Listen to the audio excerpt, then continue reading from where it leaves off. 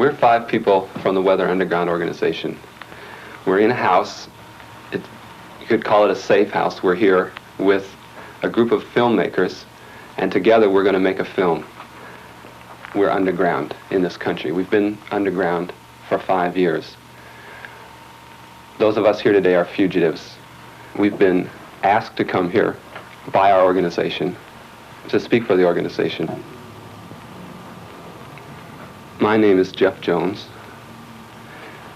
and around the table is Kathy Boudin, Kathy Wilkerson, Bernadine Dorn, and Billy Ayers. You could say that this screen that's between us is a result of the war in Vietnam, or as a result of racism in the society. It's an act, it's an important act to overcome this barrier, and we're going to try to reach through it, talk through it. There's a new world coming, and it's just around the bend. There's a new world coming. This one's coming to an end. There's a new voice calling, and you can hear it if you try. And it's growing stronger with every day that passes by. Yeah. You know, the reason why we're underground is that we believe that we have to overthrow U.S. imperialism and replace it with a different society. And that's why we're underground, because it's going to take a long fight. And the reason it's going to take a fight is because they're going to make it be a fight. We want to make a revolution. We think there has to be a revolution. Many people think that we went underground because we had to go underground, because we were fugitives, and there's some truth in that. But we also went underground because we believed in the necessity for building an underground. This was a move that was offensive. It wasn't simply a defensive move. And we feel like this is a very important thing to say, because most people think of underground as being like being forced underground, hiding, and we're constantly on the run. Exactly. Constantly.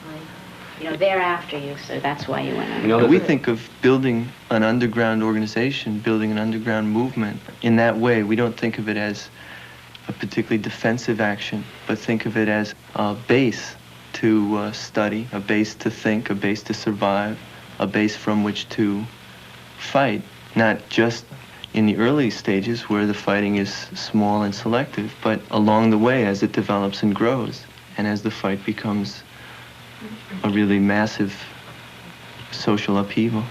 We're a group of people who are committed to each other on a certain level. We're committed to studying with each other, to arguing about what's right and what's wrong, about deciding as a whole what to do, and then going forward and carrying it out. That's the only way we can find out whether or not what we've decided is right or wrong. And in that's the contribution that we have to make, and that the revolutionary movement as a whole has to make to the people in this country. We all were produced by massive social situations. Our revolutionary consciousness was a result of growing up in the age of the atomic bomb, by growing up in the 60s. We are who we are because Malcolm X was around teaching, or Rap Brown. We're trying to draw out our own particularity, and yet we feel completely tied into the particularity of all these other struggles. That's the kind of web we're trying to spin. My name is Kathy Wilkerson.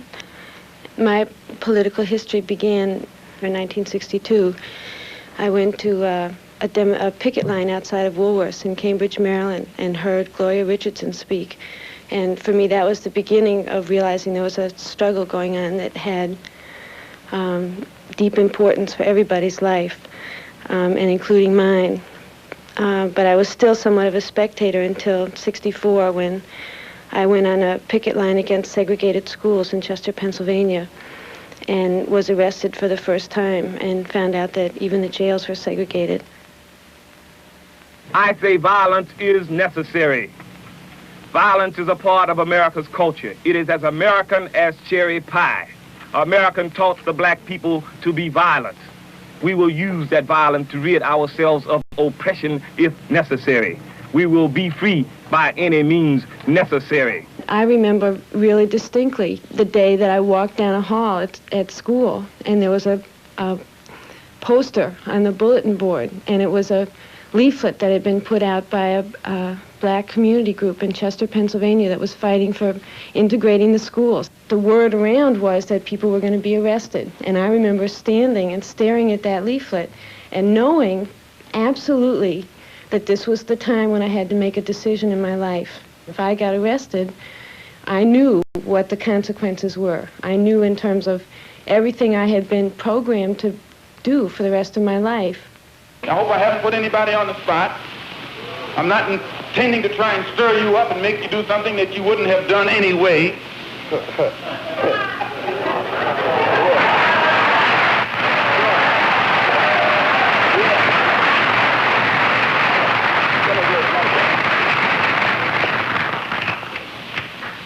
I pray that God will bless you in everything that you do. I pray that you will grow intellectually so that you can understand the problems of the world and where you fit into in that world picture. And I pray that all the fear that has ever been in your heart will be taken out. And when you look at that man, if you know he's nothing but a coward, you won't fear him. If he wasn't a coward, he wouldn't gang up on you. He wouldn't need to sneak around.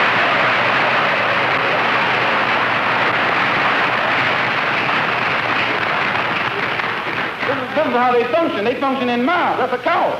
They put on a sheet so you won't know who they are. That's a coward. The time will come when that sheet will be ripped off. If the federal government doesn't take it off, we'll take it off. My name is Bernadine Dorn. One of the first political things I remember growing up is watching the Army McCarthy hearings on television, watching my mother ironing day after day and watching these hearings. My parents were Midwest Republicans. They voted for Joe McCarthy. And it wasn't until 8 years later that these ideas began to be really challenged for me. But I knew that taking the first step would change my life. And I hesitated for a long time. The first demonstration I took part in was an anti-HUAC demonstration. And then increasingly, I became involved in organizing work in Chicago and joined the open housing drives for equal housing rights that took place on the west side of Chicago in 1966.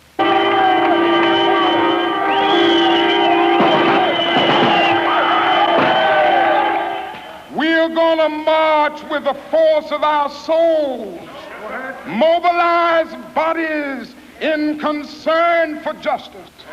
And somehow we're going to step out here tomorrow.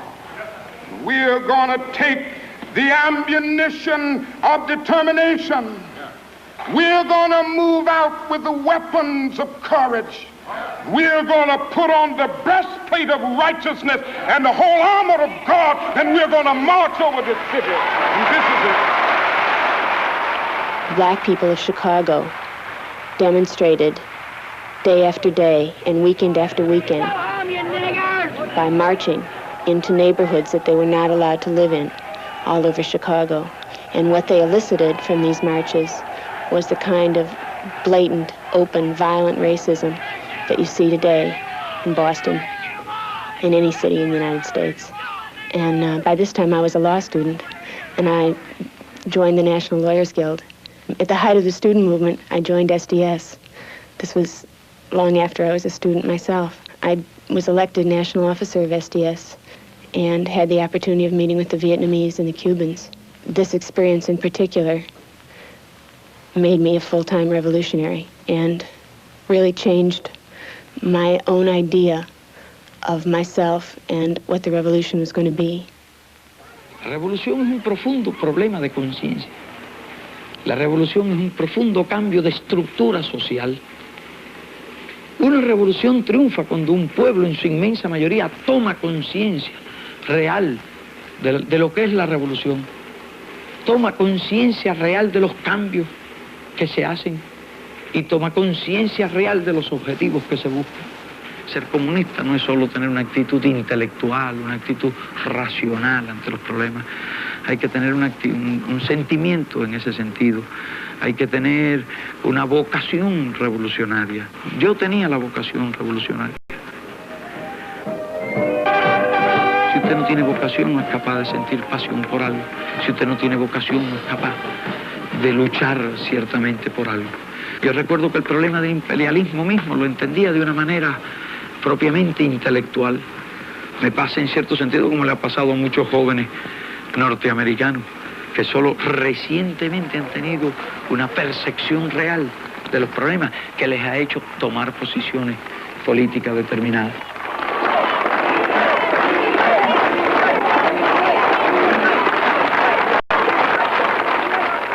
My name is Kathy Boudin. I grew up in New York in a family that was a left family and taught me a lot about the questions of justice and injustice in the United States. Even though I had understood a lot about the problems of the United States, if you only know the problems, you can become very cynical. And when I went to Cuba, I was very skeptical. I was very skeptical that a new kind of society would be possible. And there I felt the tremendous enthusiasm and possibilities and hope that socialism means for the people in Cuba and for people around the world.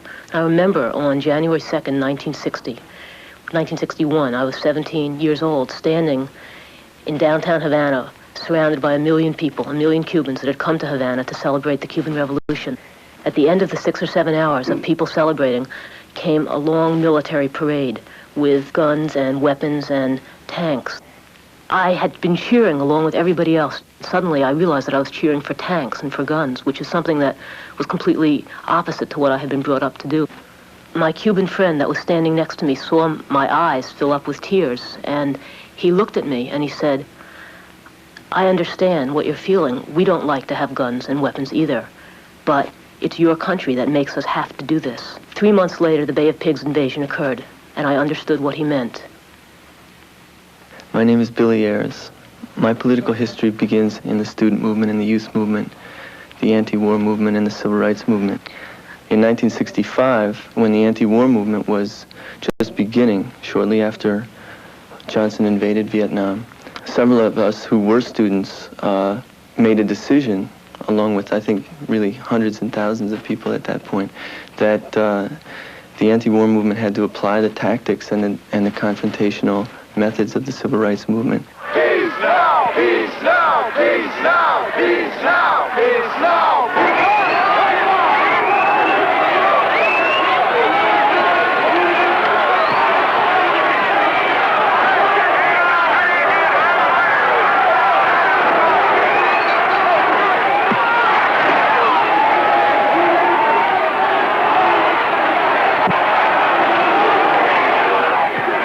As long as we've been organizers and revolutionaries, people, one of the main things that people have asked us is, or have said to us, is that you can't win, it can't work. What can you accomplish? There's nothing we can do. This United States government is so powerful. Just think back 2 months, think back 2 years, think back 5 years. We used to chant, right on take Saigon, or ho ho Ho Chi Minh, the NLF is going to win. Who believed it? Who could believe it? Who had been educated? Who had the tools to believe it? It just happened. I declare the war is over.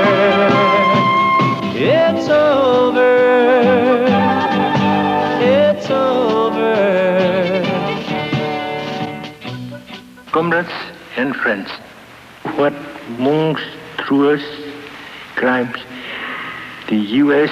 imperialists have committed on our soil. Our entire people from north to south, closely united, have raised up to defend their freedom and independence. We are absolutely sure of our victory. Since our cause is just, we are strong with our entire people and with the growing support of the people of the world, including the American people. Long live the friendship between the Vietnamese and the U.S. peoples. Nó dùng cái chánh quy mà nó đối phó lại với cái chiến tranh du kích á, thì mà cái chiến tranh du kích là chiến tranh của nhân dân, của toàn dân, là nó đưa cái chiến thuật nó là trực thăng dẫn.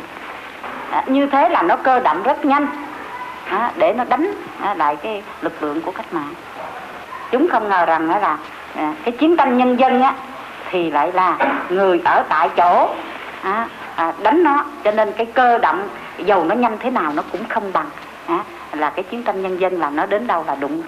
It's over. It's over.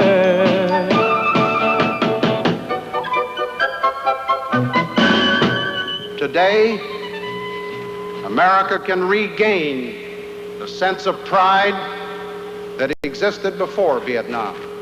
But it cannot be achieved by refighting a war that is finished as far as America is concerned. We are not going to let the war in Vietnam be over. Everything the U.S. had to throw at Vietnam was thrown. Technology, invasion, limited war, special war, search and destroy, hearts and minds, Vietnamization, everything. Break the will of the people, make the cost too great. And every one of those strategies was understood, and a strategy was developed that let everybody in Vietnam participate in one way or another to defeat that strategy. Well, I do think that the most important lesson that people can draw from it is that people make history. That history isn't something that happens far away and long ago. History is something that's made by people. It's made by Vietnamese people and it's made by American people. Tomorrow will only be what the people make it. This belief in people rather than in technology, we've all been taught to be jaded about, cynical about. Right. How could it possibly be, especially here in the middle of a technological wonder, you know? What you do doesn't make any difference. You don't matter. And I think the revolutionary lesson is just the opposite. What people do makes all the difference. What people do or don't do determines the outcome of things. Well, the lessons of the war are subversive. I mean, and that's why they have to be covered up immediately. And that's why all the effort goes into reconstructing one false lesson after the other. I mean, a tremendous amount of energy goes into trying to bring back the POWs with a big brass band, where there's no jobs for vets and no welcome. If you understand what happened in the Vietnamese War and why the Vietnamese defeated the United States, it makes the possibility and the inevitability of revolution in the United States very clear. The United States government is not invincible. It didn't exist for all time, and it's not going to exist for all time. It's full of weaknesses. You need this war, they say to the American people. You need this war in order to have enough food, in order to have housing, in order to have the materials that you need to have a good society. This war is going to bring this to you. And I think what people learned is that the war didn't bring those things. Who was it that made profits from the war and who suffered? Both political parties supported the war in Vietnam. Both political parties support the continuation of a war economy. That the cause of the war wasn't a policy, or it wasn't a bad president, or a bad string of presidents, or even 5 bad presidents.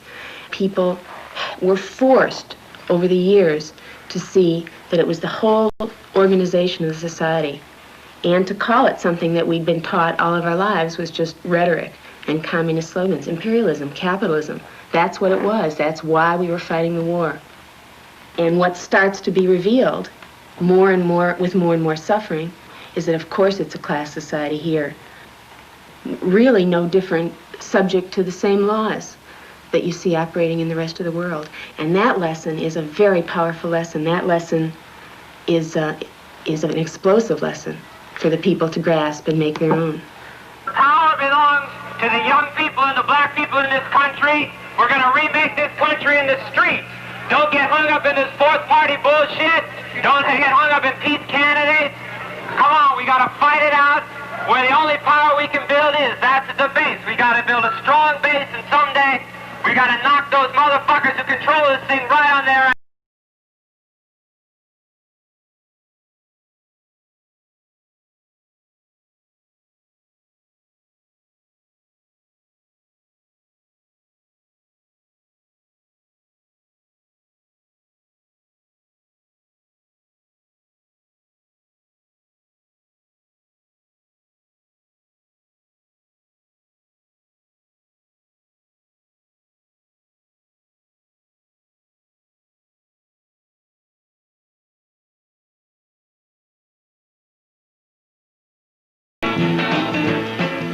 SDS came out of conditions that were genuine, and the struggle was genuine, the reality was genuine, and had to make the transition from being a student movement and a resistance movement and a protest movement into becoming a revolutionary movement that was broader than students, that took the student base and exploded it into the whole of the American people.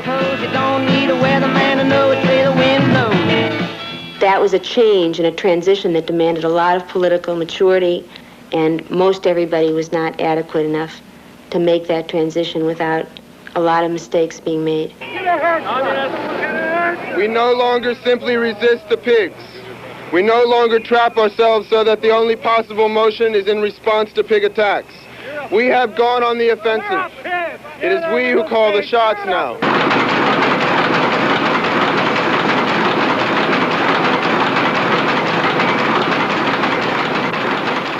You tried everything that you could do. You organized everybody you could do. You became obsessed with it. You put the pictures up on your wall, protested and wrote and demonstrated and spoke, and I think it happened, Women's Strike for Peace. It happened in a million sectors of the society, that people stood out there and felt outraged.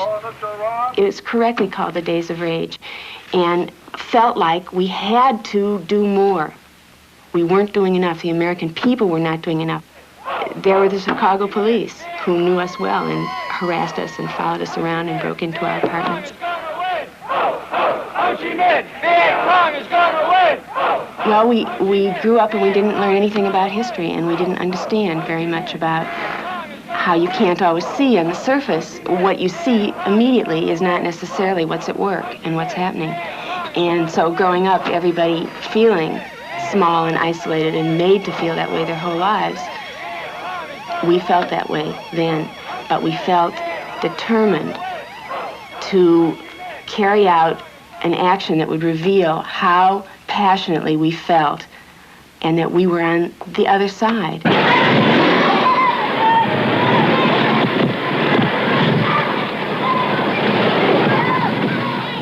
Not letting yourself be passively carried off by the Chicago police, or fighting, being willing to fight, was a shocking idea, and didn't come naturally at all. I believe that there's a feeling among the people who participated in the Days of Rage, a commonality, a brotherhood, a sisterhood, because it was probably the most terrifying thing that any of us were ever involved in. Does that make us feel separate from other people who were not in the demonstration, who were not in the Days of Rage? It is the case that when it happened and in the period after it happened, there was that kind of feeling. And it was quite a while ago. It was 5 years ago. That demonstration was 6 years ago, and it was 5 years ago that we understood that that was wrong. That feeling toward other people for not participating in it. See, I would say that we weren't wrong to want to fight, and we aren't wrong to know now that you have to fight. But, and it's for a pretty simple reason, because what we saw by that point in time, and I think what a lot of people have reckoned with in themselves, is that to not act, to not do anything, or to not do as much as you can do, whatever it is as violent, as criminal, as complicit, as doing everything you can do, and some of it'll be right and some of it'll be wrong, and you'll have to change and do better. What right has anyone to walk down the street with a chain in their hand, or a club, which we saw last night used on the police, or an iron pipe? You know quite well that they're not playing hockey with those kind of outfits unless they're playing hockey with someone's head. I think Graf Brown was right. Violence is as American as cherry pie, and this is a violent, bloody country, and I mean, the people's violence is a teeny percentage of that. It's mainly the violence inflicted on the people. What the transforming experience is being willing to put your life on the line. And there was plenty of examples of that long before a lot of us, myself, ever figured out what was happening at all. Black students, armed black people, uprisings in every major city in the country. these were the results of the conditions. And of course, this had been true all along. It was just that a lot of people don't know that it's true all along. It's interesting because very quickly after the Days of Rage, around the country, it was as if a lot of people who were feeling as angry as we were feeling and feeling the need to express that anger at the state and to build the strength of the people's movement in this country did express it. All around the country, there were demonstrations that were very angry.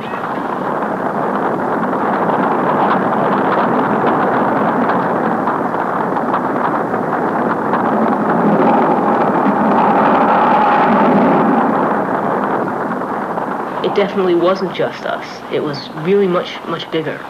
Not only was it not just us, but we weren't the first. And we didn't feel and don't feel like some vanguard line of this question of resisting the violence that goes on all the time. We feel like, and certainly felt like in the Days of Rage and by the time the townhouse happened, like we were running to catch up with the reality of the situation in the United States. Mary and I found in looking at early footage of your group an almost arrogant male posturing. There was a period of time when we put forward a vision of ourselves and a vision of revolution that was hard and mean and somewhat anti-human. You know, a one-sidedness, because revolutionaries and progressive people should be militant, but they shouldn't be militaristic. And they should be challenging to people, but they shouldn't be condescending. We became arrogant in our behavior. I think that it's important to also put it in a context, which is not an apology for it, but a context, and that is that we live in a really decadent society, like Russia before the revolution, or China before the revolution, or Cuba before the revolution. We're like a sewer. There's a tremendous amount of crime, a tremendous amount of backwardness, tremendous amount of individualism, competition, hatred of people. And that in this environment, male chauvinism or sexism plays as a value, plays a dominant and important, a leading role. One of the things that the government tries to separate the most, that you can't be a strong person and also a gentle person at the same time. And that one of the reasons why the Vietnamese have been inspiring is that that's a revolutionary characteristic. Being strong does not mean shutting everything out and being a blockhouse, you know, which is sort of the American image of strength.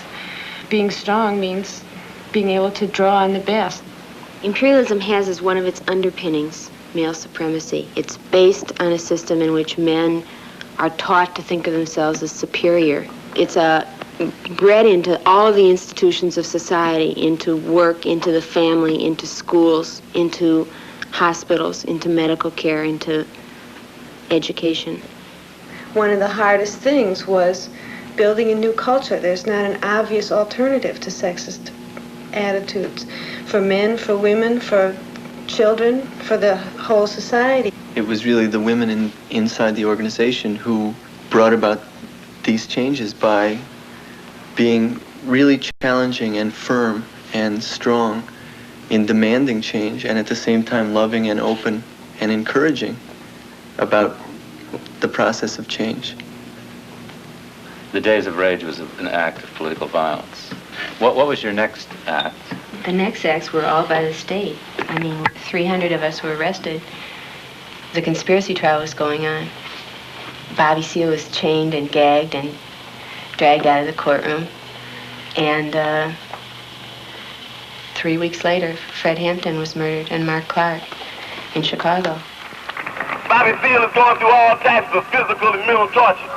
But that's all right, because we said even before this happened, and we're going to say it after this, and after I'm locked up, and after everybody's locked up, that you can jail a revolutionary, but you can't jail a revolution. Right.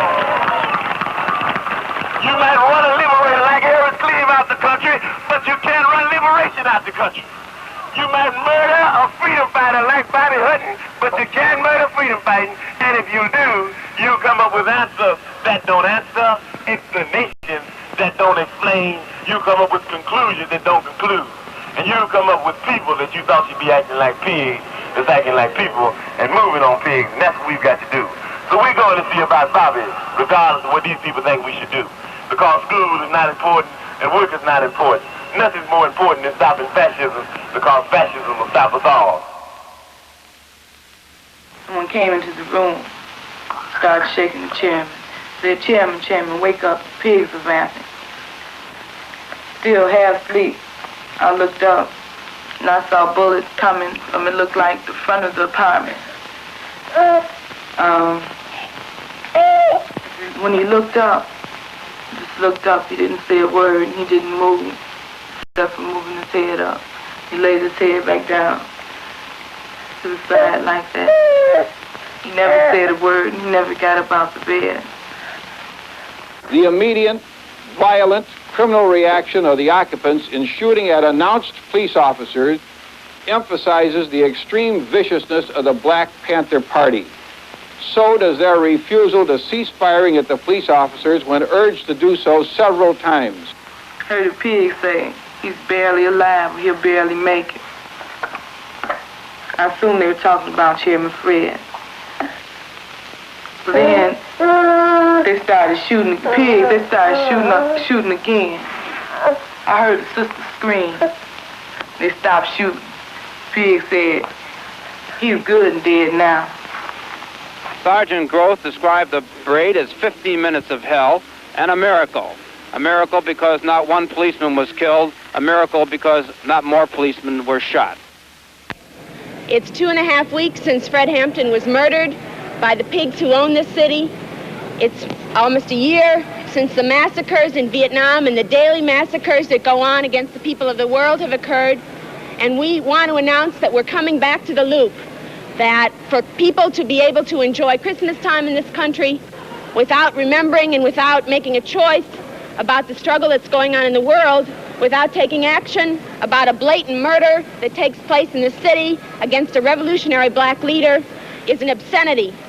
And at that time, we were talking earlier about the corruption and acquiescence of the American people, as well as the revolutionary traditions.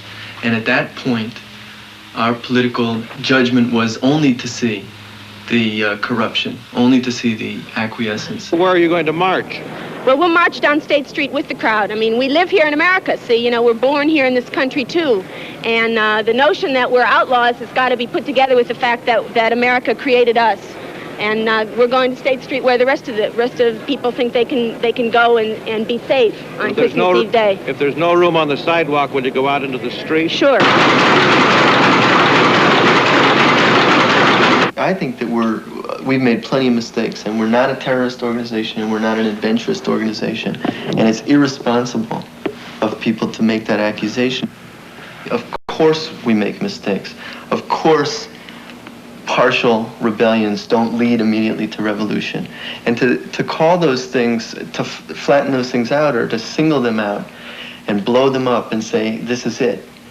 No progress, you lost, you made this mistake, you're irrevocably branded, is to strip revolution of the fact that it's a process. And the process is everything, and that's what we're involved in. Do you think there ever was an accurate criticism?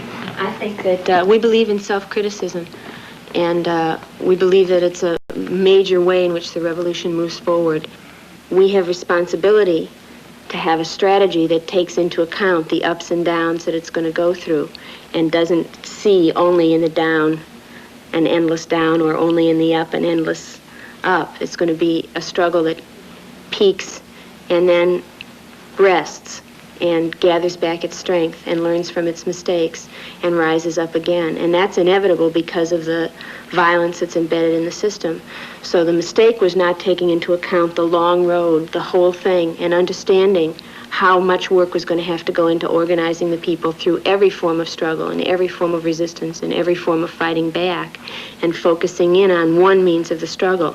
We don't agree with the criticisms of us that say you go too fast, you go too far, you're too violent, because we feel like that's always said of people who are fighting back, and that's always said an accusation made against revolutionaries. We feel our actions have been responsible and accountable to the struggles and to the legitimate demands for freedom and for liberation of most people.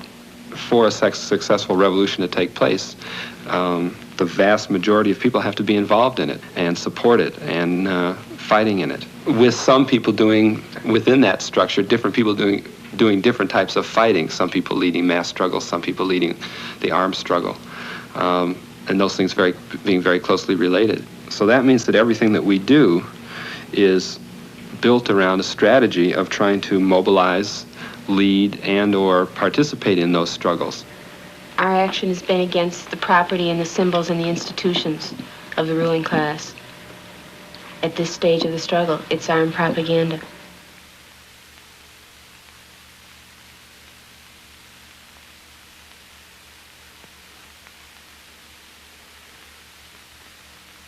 One copy was addressed to the Associated Press, one copy was addressed to NBC, and one copy was addressed to the New York Post. I'm going to give you copies of the letters if you'd like. They have a logo. They say, this morning we attacked the Banco de Ponce in Rockefeller Center, a bank controlled by the multi-million-dollar Ferrer Enterprises of Puerto Rico. Then goes on about the cement strike, directly challenges the Ferrer family, which owns ironworks, hotels, newspapers, banks, and construction companies. Puerto Rico is a colony of the United States. What does it mean to be a colony? It means that the wealth of the island, its resources, and the labor of its people are brought back to the United States, to the profit of the big corporations. 85% of all the industrial capital in Puerto Rico is in the hands of North Americans. 13% of the good land in Puerto Rico is taken up by U.S. military bases. The United States imposes on Puerto Rico its own language, a tourist culture of prostitution, big hotels, gambling, the destruction of agriculture, which forces people off the land and makes them unemployed in the cities or search for employment in the United States. Sterilization programs. A third of the Puerto Rican women of childbearing age have been sterilized. Viejo, que has visto la isla perder sus hijos, are there guns to deal with genocide, expatriation? Are there arms to hold the exodus of Borinqueños from Borinquen? We have been moved, we have been shipped, we have been parcel posted, first by water, then by air. El Correo has special prices for the low island element to be removed, then dumped into the inner city ghettos. Viejo, we are the minority here in Borinquen. We, the Puerto Rican, the original man of this island, is in the minority. I writhe with pain, I jump with anger, I know, I see, I am la minoría de la isla. Viejo anciano, do you hear me? There are no more Puerto Ricans in Borinquen. Puerto Rico has a long history of great fighters for independence, for the working class and the poor people of the United States to free themselves. We must link up with the national liberation struggles, such as the Puerto Rican movement for independence. We must join it in full solidarity, embrace it as our own, for we have a common enemy. The letters were recovered at 10th Street and Greenwich. At this time, we have no arrests. We got the CBS offers. We get them frequently enough. And we don't know how to make a film or do TV and don't want to be cut in between two ads and the evening news, you know, because then it's all appearance and it's not, you know, it's not what's really happening. It's not how people feel. It certainly seemed to us last night that it was more complicated and more difficult than we thought it was going to be. It was not so much having to do with the difficulty of the strange equipment or even that we're in a space which we're not used to being in. I don't really feel like the words which we're shying away from are really rhetoric. Just because large numbers of people are not comfortable with, say, a word like imperialism doesn't mean it's rhetoric. It means we have a job. over the long run, which is to find some way to explain what imperialism is, we have no choice but to use the word. The same is true for racism. So rhetoric is only rhetoric if you can't find a way to explain it, to make it make sense. I find all of this, incredibly constricting and false for us to be able to express who we are. And I think it could be better if we were talking to each other, probably with the tape machine running, but not the camera running, because it requires us to get into these postures that are incredibly uncomfortable. If that machine were off, you could come and join us on the floor. We could. Except the problem is we're making a film, and every time then we say, okay, now we're ready, we're going to start the film again, it'll be the same thing will happen again. And it seems to me each time we do this, and we're struggling to find the form of what we're doing, and as we sit and we do that, hopefully we're getting better at it, and we're beginning to get an idea of, and relaxing and getting to know each other within this context, because this is the context that is going to go out.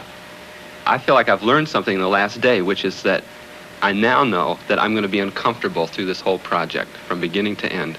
And I thought I wasn't going to be. I thought I was going to be uncomfortable yesterday morning. Like when we started, everyone has sort of given me some sympathy for being in a difficult situation, but it didn't bother me at all because I knew it was going to be like that. What I didn't realize was that later in the afternoon it was still going to be like that. Now my right leg is asleep. That's the way it's going to be. And all of this equipment is contradictory. It can be used by the ruling class or it can be used by the working class. Just because we happen to be on the revolutionary side of the class struggle doesn't mean that it's going to be comfortable for us. Here we are, we're in a house, the windows are boarded up, we're all sitting around, it's very awkward, but we're trying to deal with the discipline of this situation. You've accepted the discipline of this situation, and we are willing to take the risk of doing this because it seemed like we could speak to a lot of people, and we do want to do that. And we, no matter how political and revolutionary we think we might be, are people who are making a film. There is that lens that stands between you and between us. There's no question that we're special. We're professional revolutionaries. And most people are not professional revolutionaries, and we're also fugitives. And so that's true. This is what makes the special situation. Yeah, of course. You yourselves know that you're a minority, as professional revolutionaries always are at a certain stage in the development of history. What is the best way for us to make a film that moves other people, that moves many people to feel that they can make a revolution in this country? By telling us how you got there. You, a woman of a certain age in the United States, under these conditions, under these events, you reacted in this way.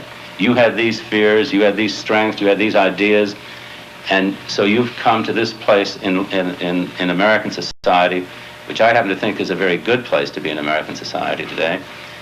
And how did you get there? And you can't say, Miss X, born of middle-class parents in New York, etc. Who the hell cares about Miss X? We're scientists, we're professional, full-time revolutionaries, and we got this way for very specific reasons, political reasons. We study a lot, we think all the time about certain kinds of things. Anybody else could do that too, anytime they wanted. The point of view of television, of textbooks, of all of that is the point of view of the people who make money, who govern, who rule the country. And so we're taught to identify with their successes or their failures. What we're saying is that it's a success or failure of masses of people. So it definitely is a combination of a pushing and pulling between us, I think. That's the only chance of making it work. I think that what we agreed about last night is that we would try to understand and get deeper into the questions that you want answered.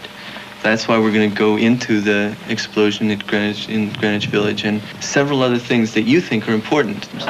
We want you to be able to make a good film. You think that to be able to make a good film, this is the kind of thing that's necessary. So that we should do. It's not what we would portray if we were making a film ourselves.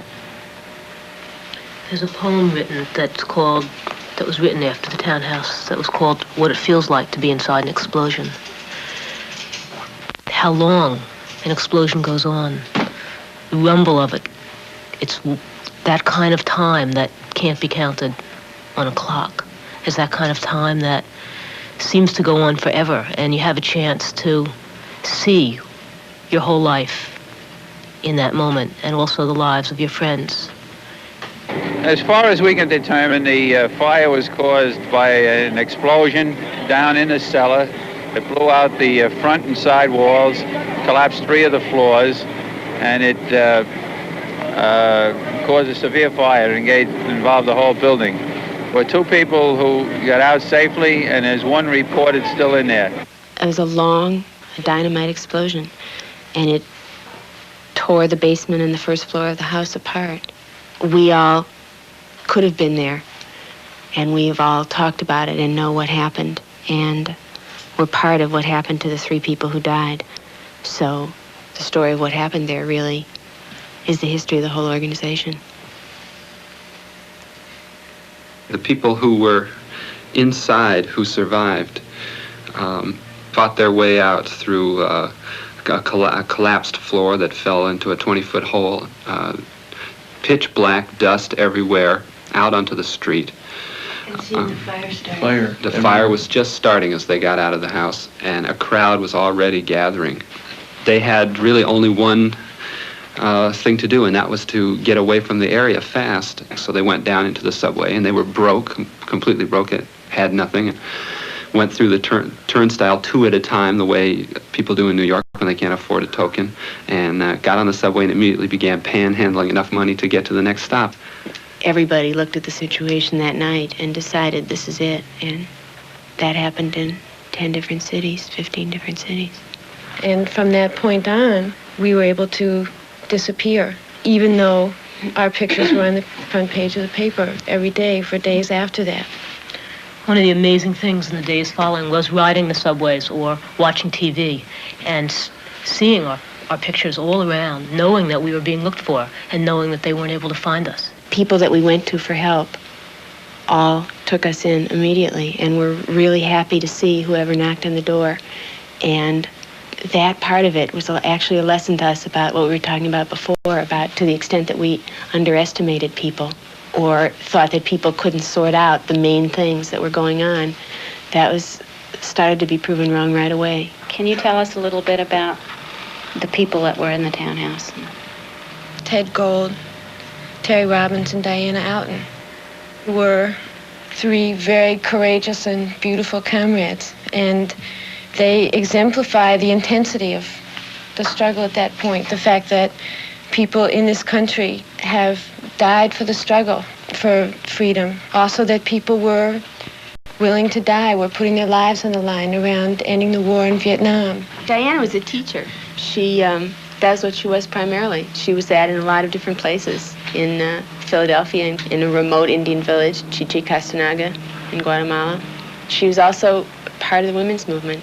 She was a person who knew her own mind. I thought she was a very disciplined person. She also was a very strong-willed person, and she made her decisions about her life thoughtfully and carefully, and she did things with her eyes wide open. They all 3 did, and they had decided at that point in their lives to begin armed struggle in the United States. This was as thoughtful and as careful a decision on their part as any revolutionary ever makes. That's when it becomes a soap opera about their lives. That's what's torn away from it, is the fact that people do make decisions like that and take their destiny into their own hands. Who chose Dylan's song? Terry chose that. Terry? Yeah, Terry was an aficionado of Dylan, a real fan, and he picked that name. He knew every word to every song Dylan ever wrote. Terry had dropped out of college at 16 to do community organizing in Cleveland, Ohio. Teddy had fought at Columbia and been involved in the Columbia struggle. Teddy was a New York-raised kid, played street basketball in New York, grew up in the New York public school system, a red diaper baby. He founded Teachers for a Democratic Society, TDS. You can still see today, 5 years later in New York, Teddy's handwriting all over New York. A very distinctive, bring the war home and the war in Vietnam on the subways and walls on the Lower East Side. The NLF has won. Oh, yeah. It wasn't the first thing anybody did, and it wasn't out of the blue. So people had become revolutionaries slowly, one step at a time, had gone to jail, had done all kinds of other actions before that. It's not mysterious in that sense. It came out of real people's changes in real people's lives. Every year on March 6th, we stop and remember, because this is of signal importance to us. It marks the beginning for us of a period of being underground and in active combat. And it marks the ending of 3 people's lives who we loved and were intimate with. One of the errors that I think was made among the people who were there that caused the explosion was that people didn't take their own safety into account enough and didn't see that as an essential part of doing any action or any struggle in this country. And it's falling into a trap that's laid by the state of making people not feel like they're worthy or worthwhile. Each person has the responsibility for taking care, for being careful. They were trying to state their commitment in a total way without being careful, and that was a mistake. Mistakes were made, but we don't think that it should be used as a repudiation of the necessity for armed struggle in order in the long run to build a successful revolutionary movement. We saw going underground as part of building and diversifying and deepening the struggle and giving it a new aspect and element, which was the capacity to live and work from a space that wasn't under attack and wasn't under the eyes of the state day to day. This is a poem for Assata Shakur. She says of herself, "I'm a black revolutionary, and by definition, that makes me part of the Black Liberation Army." For Assata Shakur, underground is not the right word. It makes it seem too simple, as if there is an easy way to disappear, a place to go. Beneath the city streets, there is no safe passage. You moved among your people a gentle wind, invisibly winding into their lives, constrained a normal human response to daily injustice with an exhausting effort, a ballooning breath of anger caged inside, carefully choosing the moment of attack. And with muscles taut like the stretched skin of a drum, rode the subways between 2 businessmen studying your picture in the New York Times. Although we had never seen one another, I wondered how you liked to spend those moments when freedom meant you knew they didn't know. And during those last months when they hunted you hard, I was an invisible supporter working on another front, knowing of those tearing apart times when the days are like the flashes of a strobe light, and the earth turns with a racing rhythm, running the gorilla through the changes of a normal lifetime in a single month. And when you were captured, sister, I wept for all of us. What about a specific act of violence that you people have been involved in, like the Capitol bombing? Why did you bomb the Capitol? A person, a voice that sounded to her like a male voice, who stated in a low, hard tone that you will get many calls like this, but this is real. This building will blow up in 30 minutes. Evacuate the building.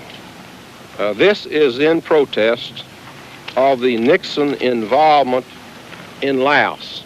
We put a lot of work into our timing and our choice of target and our explanation for why we did it, and making sure that that it would be an action that would reflect the sentiments and the views of the people who were in Washington at the time demonstrating, and also in particular to call attention to the fact that Congress was just completely in Nixon's pocket. There was nobody in Congress that was taking an honest or a principled or a humane position on and doing anything about ending the war in Vietnam. Can you give us any specifics about that action? How many people were involved in it? Anything about the way you operated?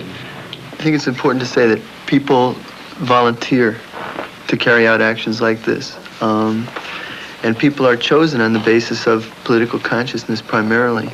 Did you catch my face just No, then, I got- Haskell? I got- Are you sure? We'll find out what happened. Several people volunteered to do it. To get past security, they had to carry it in on their body in a certain kind of way. And then as they were putting it in the place where it was supposed to go, it fell. There was a ledge where the people who did it thought there had been a shelf, and it fell several feet. And when the people who were there realized what had happened and that they were still there, they took a couple of deep breaths and came out. And that evening, the members of the organization made calls and alerted the press that this action was going to take place, and then it didn't happen. It didn't go off. The fall had in some way affected it, and there was no explosion.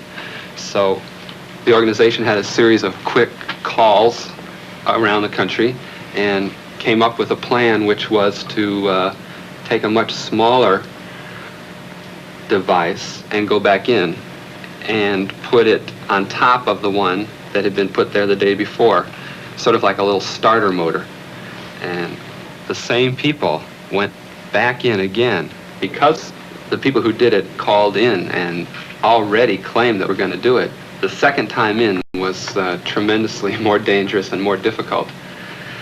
So they went back in and they put the little one in, and it worked, and it ignited the big one. The Weather Underground bombed the Capitol. They bombed the Capitol to bring joy to America, to bring a smile and a wink to all the kids who hate the American government. We didn't do it, but we dug it. It was outrageous, I think. It looks to me as if it was a planned explosion on the basis of where and how it was evidently placed. And I think it was a sacrilege because I speak not in a religious sense, but in a public sense, because this is the house of the people.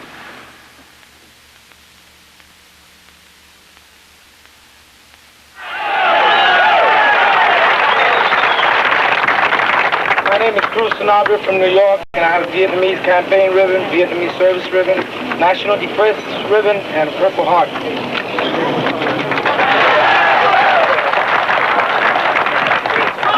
My name's Peter Brannigan, and I got a Purple Heart here, and I hope I get another one fighting these motherfuckers. Robert Jones, New York. I symbolically return all Vietnam medals and other service medals given me by the power structure that has genocidal policies against non-white peoples of the world. Right on. All power to the people. This is for the brothers and sisters that can't. Paul F. Withers, Spec 4 Army, retired. I'm taking in 9 Purple Hearts, Distinguished Service Cross, Silver Star, Bronze Star, Army Commendation, and a lot of other shit. This is for my brothers. Right on, right on.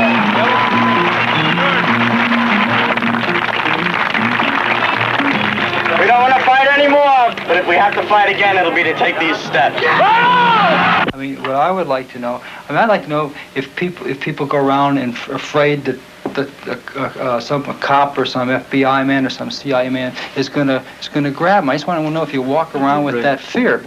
Fear, yes. Every time, I think for all of us, I know for me, every time I see a policeman, I have this rush of adrenaline, and I take a defensive stance in a martial art type of sense. I mean, not a fighting posture, but an alert posture. I remind myself who I am, what my name is, what my various numbers are, where I'm going, where I've been. That's an interesting way to live. Nervous every day. You wake up in the morning and you say, I wonder how many times I'm going to be nervous today, because it happens every day. I mean, it's been 5.5 years. We've all been stopped by the police. One time, a policeman commented that my hand was shaking. This was the first time my hand was definitely shaking. And he was really apologetic about it because his consciousness was the people hate the cops. And I'm not so bad and don't be afraid. So he apologized to me, about the fact that my hand was shaking. I don't know, I had an experience I like to tell. walking down the street at night, about 10 o'clock at night, and by a counter where you could buy a fresh squeezed orange juice. Suddenly the police cars come screaming up, and 4 cops jump out with their guns drawn. And then the paddy wagon pulls up, and in I go. And we go about 5 blocks, and the back of the door is thrown open, and somebody's head sticks in and says, "That's not him." And it was I just happened to fit the description of someone who was being looked for an alleged robbery. And so then the police offered to drive me home, which of course I declined. We have a very strong ethic that fear is an open subject, and that when somebody's afraid in a situation, they have an obligation to say so, because it's often real. We assume it's based on a real thing, and we'll figure out later if it was right or not right. The other thing to say about the fear thing, I think, is that because of the nature of American society, a lot of people wake up that way. The state is around, it's everywhere, and the government means no good by the people. It only means bad. It only means hurt and exploitation. I was a much more fearful person growing up in this society than I am now. Now the fear is real fear. It's not paranoia, it's not myths, it's not the fear of the unknown. People are made to be afraid of the wrong, of unreal fears, This person is threatening me for a job, My wife's freedom is my defeat. Your children become a threat to you, old people. And that kind of fear is much more terrifying. In the underground as a whole, there has to be a high level of commitment to each other as people, even while we're working out differences, because lives are on the line, and the ability to live a normal life is gone, and that has to be true for the revolutionary movement as a whole, and it has to become true for everybody. And then there's the other side of it, which is that we definitely feel good about what we're doing, about what we've done. And right now, it would be pretty hard to feel any better, because we say it that we feel that the victory in Vietnam is a victory for the American people, and we certainly identify it as a victory for ourselves. It's something we fought for 10 years. And I don't know, I'd have to have my foot run over by a police car to feel bad today. I mean, what the hell is essentially a white middle-class revolutionary group doing in America in the year 1975? Well, there's 2 things involved. One is class origin and one is class stand. The class origin of many of us is intellectual, and that means that we have a lot of barriers to overcome in terms of developing full revolutionary consciousness. That's true of anyone who wants to become a revolutionary in any country at any time. There's a constant struggle it's a lifetime struggle to remake yourself, to take on the awesome task of revolution making. The other thing is class stance. And our class stance as revolutionaries is solidly with the working class. We came out of the student movement, and we came from the working class and from petty bourgeoisie, and a few people came from the ruling class and left the ruling class background. But the overwhelming reality about who are the people in the United States is that the people work. People work for a living, and they have to work for a living, and it's the only way they can survive. We're a white organization for historical reasons, and we won't always be that way. And certainly the people who make the revolution, the organizations and the forces that make the revolution, will be multiracial and multinational.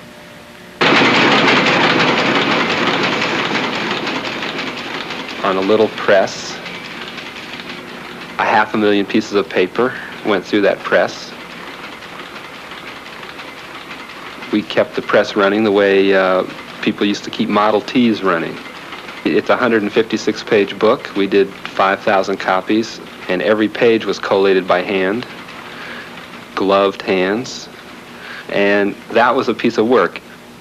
So our attempt was to try to describe the United States as we saw it, and underneath that, to explain the forces at work, which made sense out of that. So it didn't seem like pure chaos, but actually you could understand that there were forces in struggle and change happening in the world, and that the people in the United States were a major part of that, and that their government was a major part of that. The other thing about it is that we felt if we could describe that, write down the ideas as best we understood them, and put them out, that they would get changed by putting them out. We knew that if we could just risk putting out what we did understand, that we would learn a lot more from it. It would be changed, it would be criticized, it would grow. 3/4 of the copies were distributed across the country in one night, so we had to set dates. I just remember the feeling. I remember feeling as excited about that last week of July last year when Prairie Fire came out as I did about the time of the national action, the Days of Rage, because it was that total mobilization of our forces.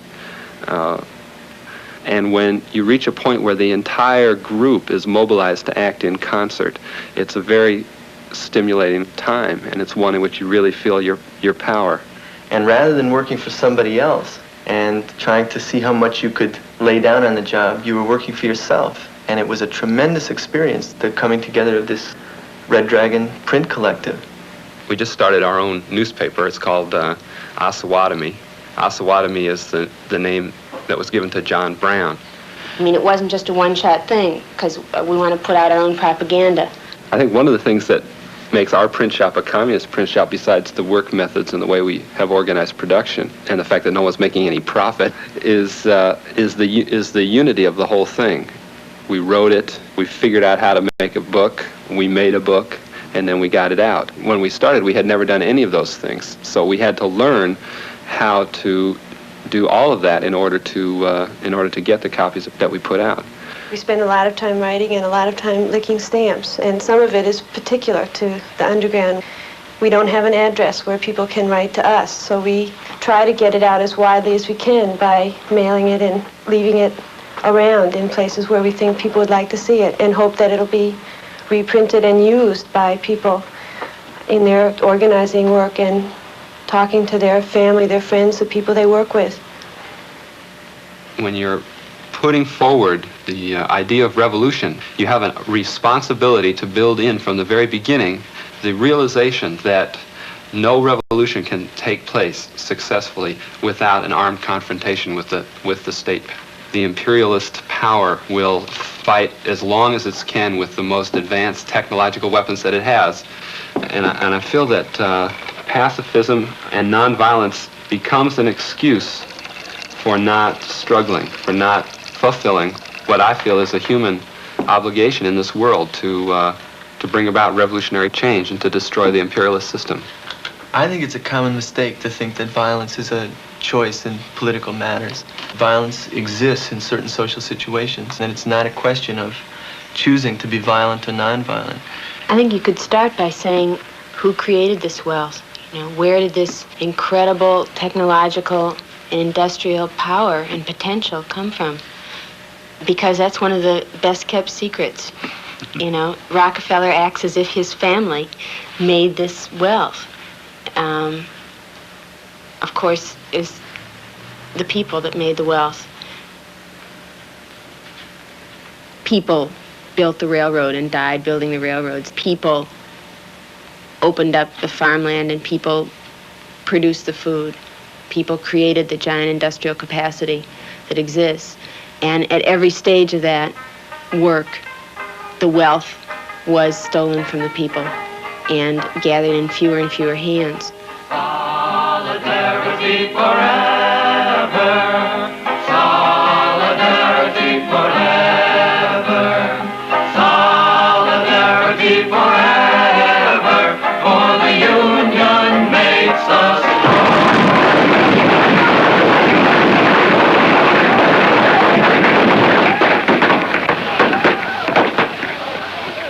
If there were any way to make a revolution without violence, we would be for it.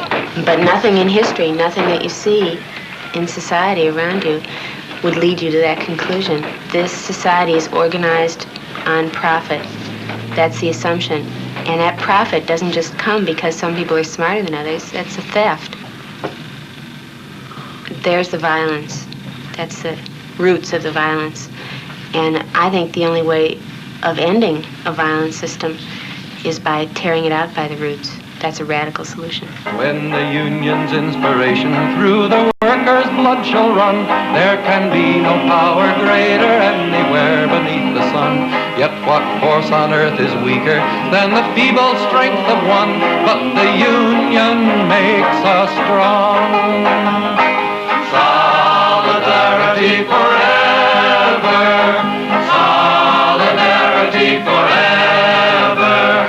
Solidarity forever, for the union makes us strong.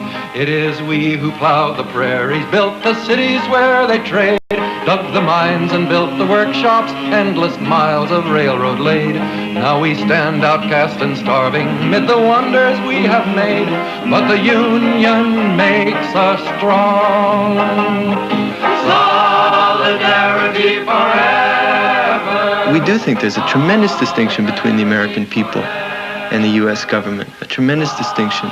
We believe that the American people can confront all the backward ideas and backward things about this culture and this society, overcome them, become a force for change, and bring about that change. But it won't happen by wishing it were so or by proclaiming it.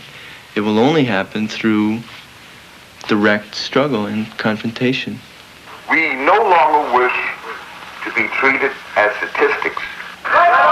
We want to be treated as human beings.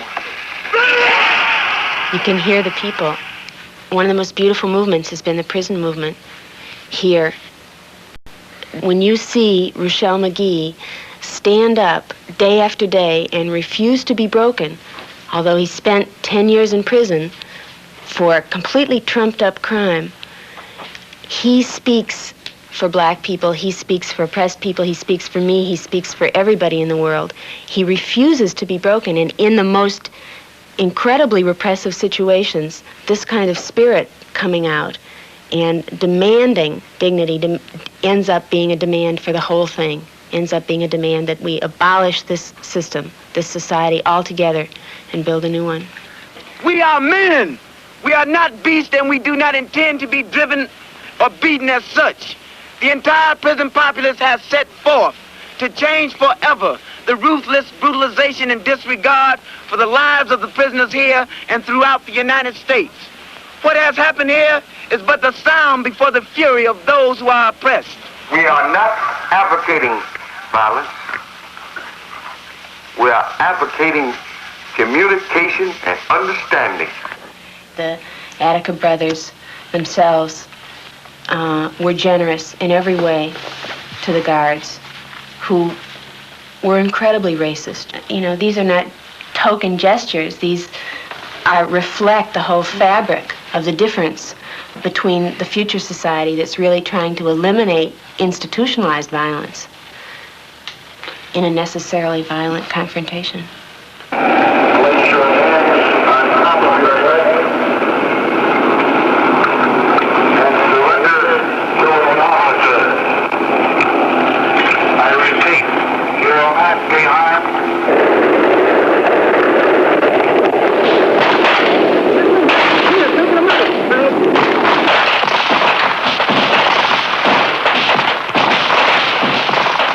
I find I agree with an awful lot of what everybody's been saying as far as the violence of this society, but it's very hard to say anything when you haven't done anything about it.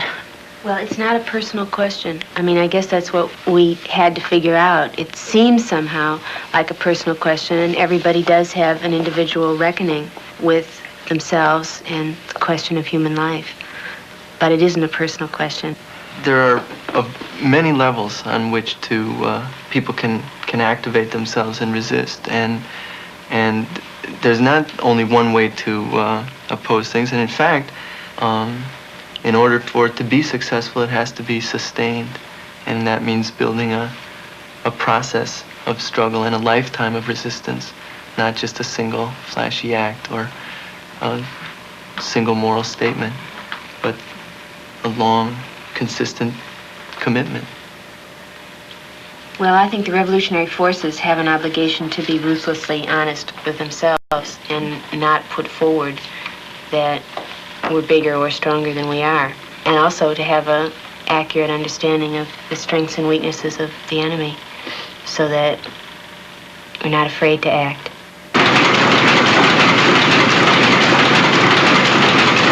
How many people are in your organization? Well, we're a very small organization relative to the task to be done.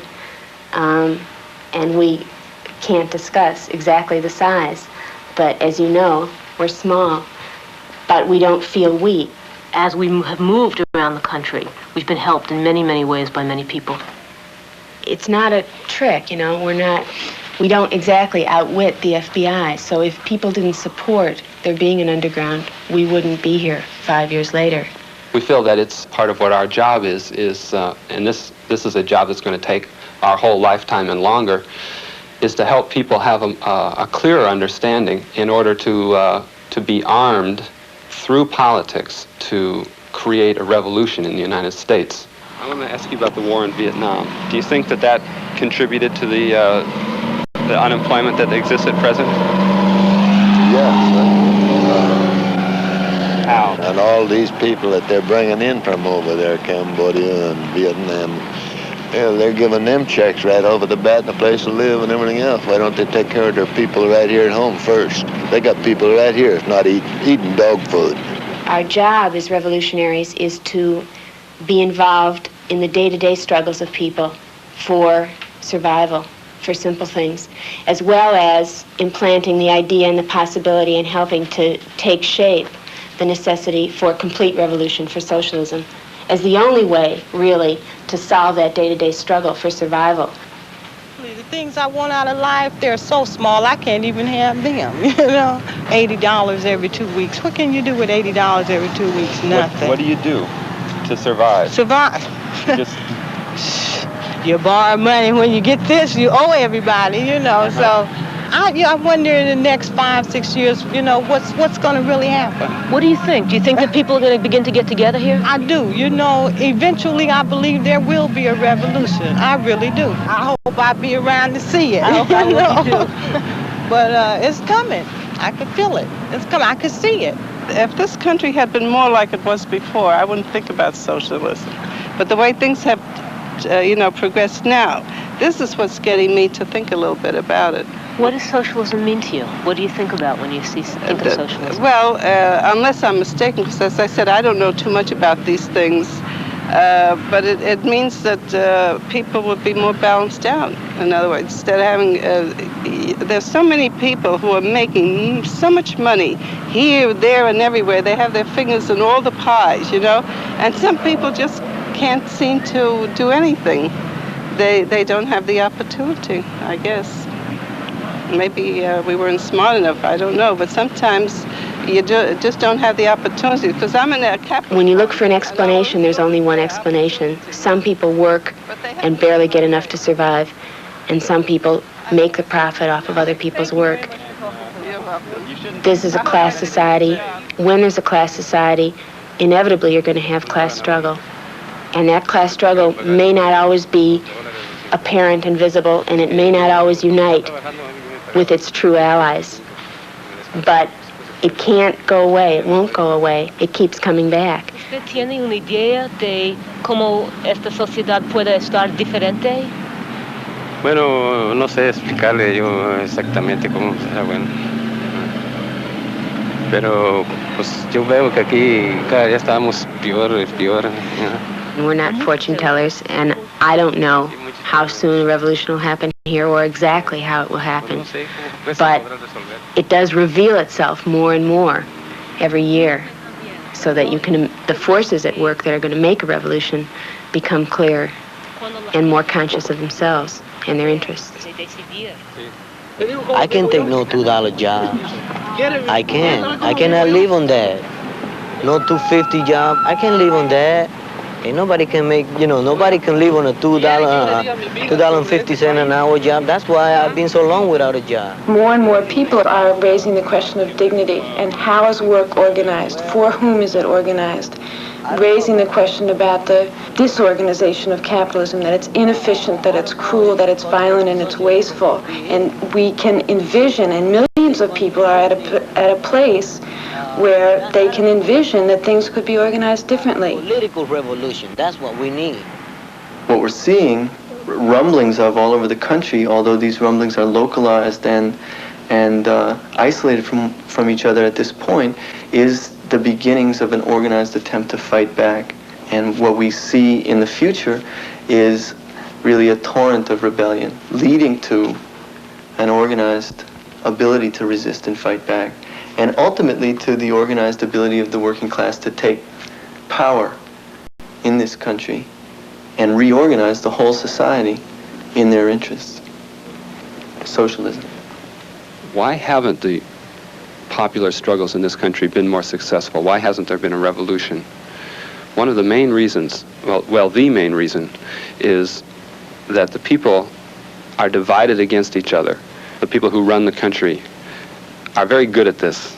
They've been managed to turn men against women. They've managed to turn white-collar workers against blue-collar workers. But mainly, for 400 years, they've managed to turn white people against black people. Nowhere is this more clear than in Boston. Venom.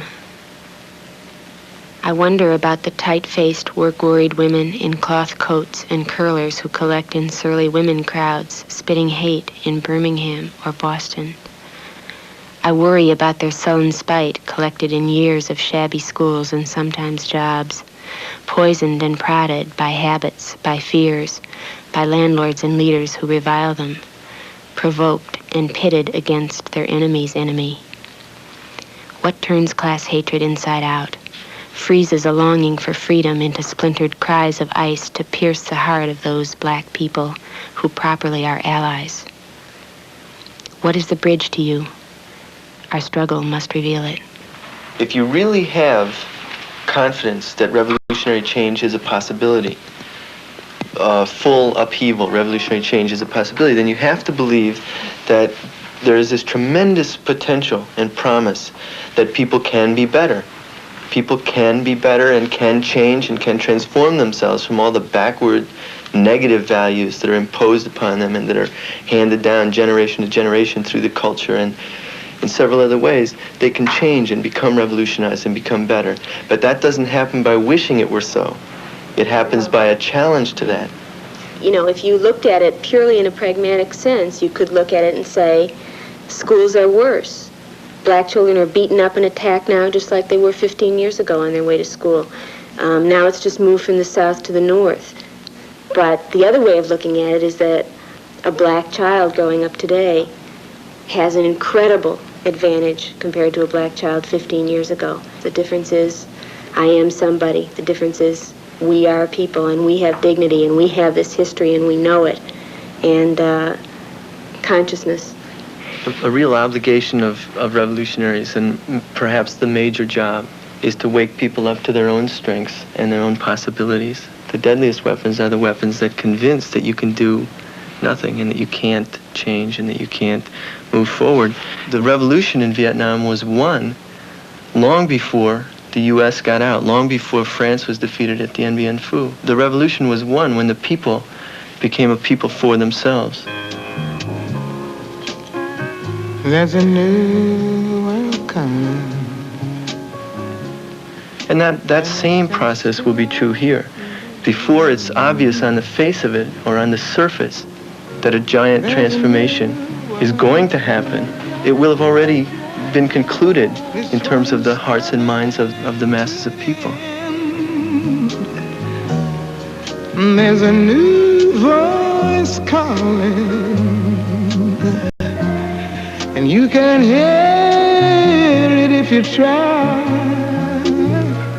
and it's growing stronger with every day that passes by. There's a relationship an important relationship between having a vision of revolution and a vision of the future and an understanding of what human beings are capable of and what's possible, and the grasp of the work that goes into making it happen. Not skipping any steps, organizing people, bringing people together, forging demands, making a revolutionary program, identifying the enemy.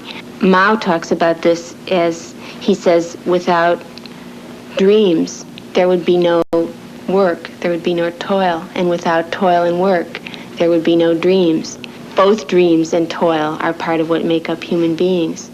And the dreams that people have, the visions that people have of what could be better, affects their work, changes their work, transforms their work. And the work that they do makes possible their dreams. We think of communism as the highest aspiration of people, because we don't think of communism as the loss of self in the mass. We think of communism as the discovery of self in society. And it's inconceivable to me that any advanced notion of human capabilities and human possibilities would conceive of human beings isolated from each other or living on islands. We are, after all, in a social world, and we realize ourselves, we become our best selves in relationship to other people. And communism to us represents opposition to the atomization of people, the ripping of people off from each other, and the coming together of sisters and brothers, really. That's why we keep using the word communism, and that's why we call ourselves communists. And the reason we're an organization, and the reason we keep insisting on that, and the reason we keep insisting that we're not speaking here as 5 individuals, but are speaking from a collective, is because organization embodies within itself collectivity and embodies opposition to individualism. And it's just around the bend. There's a new world coming. This one's coming to an end. There's a new voice calling, and you could hear it if you would just give it a try. And it's growing stronger with every day that passes by. And there's a brand new morning, rising clear and sweet and free. There's a new day dawn that belongs